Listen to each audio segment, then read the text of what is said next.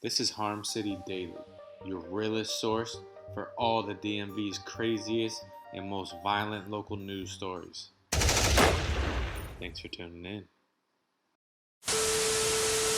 Ernest Wilson, age 24, was shot to death early Saturday in Baltimore's Federal Hill neighborhood. He threw a party at an Airbnb on the 1100 block of South Charles Street. Live stream footage of that night start with Wilson telling people to reach out about the party. At one point, someone in his chat asked him for the address, to which he replied to the camera, "If you want to know where it is, inbox me. I'm not putting the location in public. It's a private event." Before people arrived, he can be seen organizing his party favors while scrolling up a Fronto leaf. "Yo, come down here with your own leaves. I'm not ripped. Niggas cannot get a piece of my Fronto.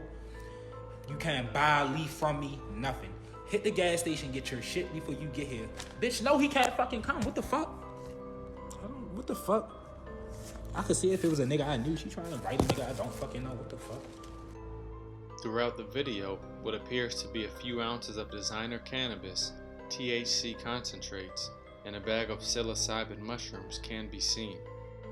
You just can't advertise stuff like this online. Not in this city. Everybody watching is not your friend. He apparently knew that though, because he's on live responding to several people saying no, they can't come. "You're not invited. You're not pulling up on me." The person who just joined. If you're still watching, you're not invited. Because you don't fucking listen, and I'm gonna bang you in your mouth next time.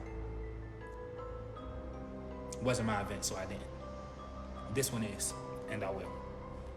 So to avoid that, you're not invited. And I dare you come in here like, boy, fuck you. I dare you. It only takes one person to give out your address to someone who might have bad intentions. And being as though Wilson never released his address online, that's likely what happened. The party was relatively small. Music was playing, everyone appeared to be in good spirits. A short time after, one of his Facebook posts said that around $200 accidentally spilled out of his pocket, and he just let everyone pick it up and keep it. Watching his videos, he seemed like a good-natured person who just wanted to have fun with his friends. At 2:32, Wilson streamed again, saying the group decided to play hide and seek inside with the lights off. He walked outside to his front porch to count to 30 in the dark. "I gotta count out here, stupid. Go the other way. I'm coming to look for you first, girl. 13. I can hear y'all. 14. 15. I can see y'all. 16. 17. Don't walk this way, because you're gonna get caught. 18. 19. Thank you. Go the other way. You're making it too easy. 20. 21. 22. 23. 24. 25. 26. 27. 28. 29. 30. Because I'm tired of fucking counting. Ready or not, here I come. Lock the door so niggas don't hit the okey doke on me. He then can be seen walking through the house, finding people and then counting them out. Shortly after that, someone can be heard jiggling the front doorknob, trying to gain access to the house. "The front door locked, dumbass. I'm on your ass." He laughed, assuming that was one of his friends, but you really have to wonder if that was the case, since he was just out there counting and no one came out behind him. He continued searching the house when he walked outside into the backyard and found 3 more people. Ernest saw what he believed to be one of his friends hiding on the other side of his fence. "Who the fuck is that?" he asked, but no one seemed to know. Who the fuck is that, G? I don't know. I'm in your face. Get your dumb ass on the other side of this gate. At this point, a man can be seen climbing the fence to gain entry to the property. Who the fuck?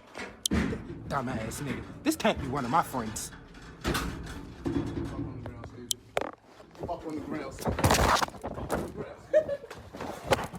Hey, Pie! Pull that shit up! Once the live stream abruptly ends, Wilson's friends say he darted back into the home.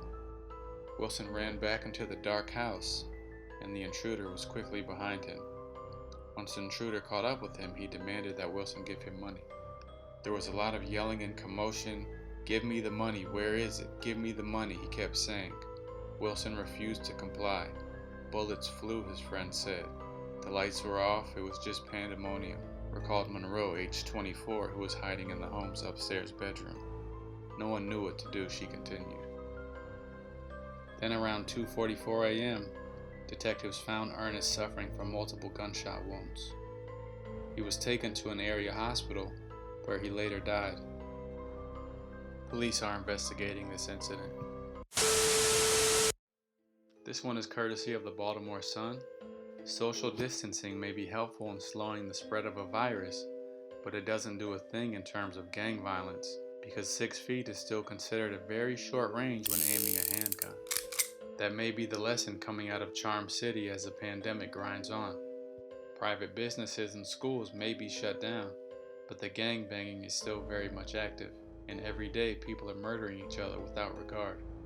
The body count in Baltimore from gang warfare is still leaving the coronavirus in the dust.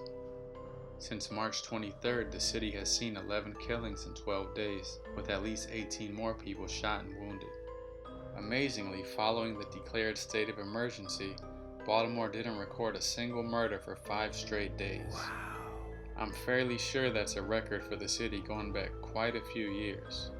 Sadly, once that break was over, the situation returned to what passes for normal in Charm City, and there was an average of 1 killing per day for the rest of the month.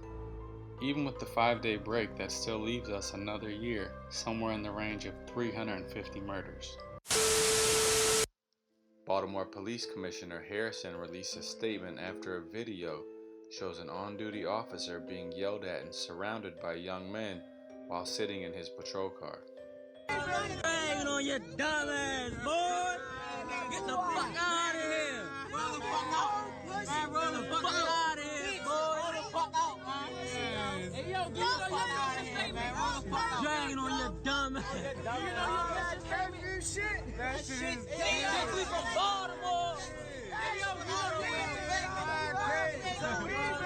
Harrison says he commends the officer for showing restraint. He said officers were out trying to educate and enforce Governor Hogan's stay-at-home order. This one is courtesy of the Times-Herald. A Maryland woman was arrested with 100 pounds of high-grade cannabis.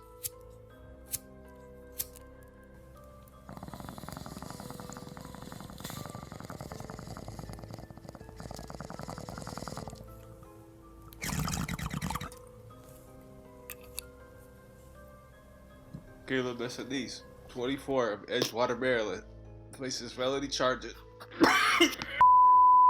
Kayla Messinese, 24, of Edgewater, Maryland, faces felony charges of possession with intent to deliver. The fuck? What is intent to deliver? Never heard of that a day in my life. Detectives located her vehicle and followed it to a location in the 500 block of South Goddard Boulevard, where she met with 2 others to complete the transaction. Messinese was arrested with 3 large duffel bags, each stuffed with vacuum-sealed containers of marijuana, a street value of around $200,000. This investigation determined that she was using the pandemic as an opportunity to traffic large amounts of marijuana. She was unable to post bail and was remanded to the Montgomery County Correctional Facility. This one's courtesy of WJZ. Anne Arundel police are looking for a male suspect who cut a hole in the roof of Solil Pharmacy in Glen Burnie, Maryland, and made off with over 3,000 Oxycontin pills. Police are investigating this incident. This one's courtesy of WMAR2 News. A Hagerstown man is accused of purposefully coughing on a sheriff's deputy after testing positive for the coronavirus. It happened in the emergency room at Meredith Medical Center.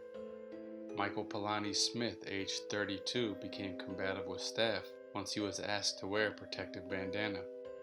The Washington County Sheriff's Department says a deputy at the hospital went to assist when Smith allegedly yelled that he didn't care if he infected others because no one cares about him. During the struggle, Smith reportedly pulled the bandana down and forcefully coughed several times in the direction of the deputy and a security guard. On Wednesday, Smith was served a warrant charging him with 1 count of threat of mass violence and 2 counts of first-degree assault. He was also given a criminal summons for 2 counts of second-degree assault. Smith is currently being held without bail at the Washington County Detention Center. Gotta say, it's pretty crazy that disorderly coughing, or whatever it's called, will give you a threat of mass violence or a handful of assault charges. 2020 is really shaping up. WBFF. On Monday at 8:36 p.m., police responded to the 8400 block of Greenway Road near Loch Raven Boulevard for an armed robbery. The initial investigation revealed that 3 suspects, armed with a weapon, robbed the victim of his money and belongings. The suspects also tried to steal the victim's vehicle, but they were unable to drive it. Detectives arrested 18-year-old Elijah Critchlow. He's being charged with armed robbery, armed carjacking, and various other charges. Police are still searching for the remaining 2 suspects. One is described as a black male who is about 6'2". The other person is described as a white male who is about 5'10".